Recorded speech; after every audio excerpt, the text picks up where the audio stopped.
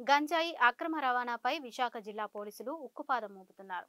పాడేరు నుంచి తమిళనాడు తరలివస్తున్న 135 కిలోల గంజాయిని దువ్వాడ పోలీసులు పట్టుకున్నట్లు Visakha zone 2 DCP Mary Prashanthi చెప్పారు. వాహనాలు తనిఖీ చేస్తున్న సమయంలో తమిళనాడుకు చెందిన సెల్వి మహిళ వద్ద గంజాయిని స్వాధీనం చేసుకున్నామని చెప్పారు.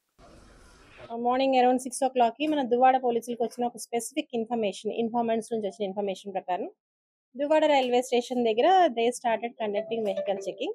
ఆ వెహికల్ చెకింగ్ లో ఒక స్కూటీ మీద వచ్చిన మహిళ 4 ప్లాస్టిక్ సంచులు తీసుకొని వెళ్ళడం గమనించడం జరిగింది.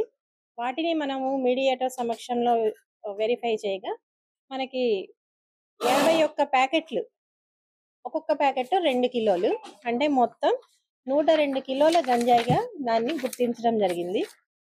ఈ మహిళ తమిళనాడు మదురై జిల్లాకి చెందిన సెల్వి అని ఒక మహిళ అండి. సో ఆమెని మనం విచారించగా ఈమె తన మామ లక్ష్మణన్ శేఖర్ తో పాటు మన జిల్లాకు వచ్చినట్లు, వాళ్ళ మామ ఈ గంజాయి ఆమెకి తీసుకొని వచ్చి అతను ముందుగా వెళ్ళిపోయినట్లు, ఈమె దాన్ని పట్టుకొని మదురై వెళ్లే ప్రయత్నాల్లో ఉన్నట్లు మనకి చెప్పడం జరిగింది. మన ఇన్ఫర్మేషన్ వచ్చిన ప్రకారం మనం వీళ్ళని పట్టుకున్నాము. సో ప్రస్తుతానికి ఈమెని మనం రిమాండ్ కి తరలించడం జరిగింది.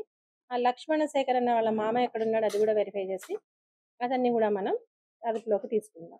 ముద్దాయి నుంచి మనం 102 కిలోల గంజాయి, ఒక హోండా యాక్టివా, ఒక ఆండ్రాయిడ్ ఒప్పో సీజ్ చేయడం జరిగింది. సో దాన్ని వెరిఫై చేసి ఇంకా ఈ లింక్ లో ఎంతెంత మంది ఉన్నారు, ఇక్కడ ఎవరి నుంచి వాళ్ళు కొన్నారు, ఎక్కడికి తీసుకెళ్తున్నారు, స్పెసిఫిక్ గా మదురైలో ఎవరికి అమ్మడం జరుగుతుంది, ఇవన్నీ కూడా మనం విచారణలో బయటకు వస్తాయి.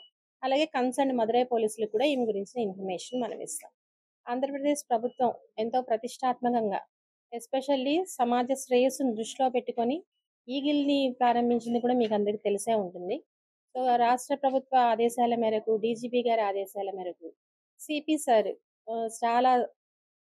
దీన్ని చాలా సీరియస్ గా తీసుకోవడం జరిగింది. సో డైలీ మీరు చూస్తూ ఉంటే మా పోలీసులు వెహికల్ చెకింగ్స్ కానీ, అలాగే మనం స్టాటిక్ చెక్ పోస్టులు, మొబైల్ చెక్ పోస్టులు ఇవన్నీ కూడా ఆర్గనైజ్ చేస్తున్నాం.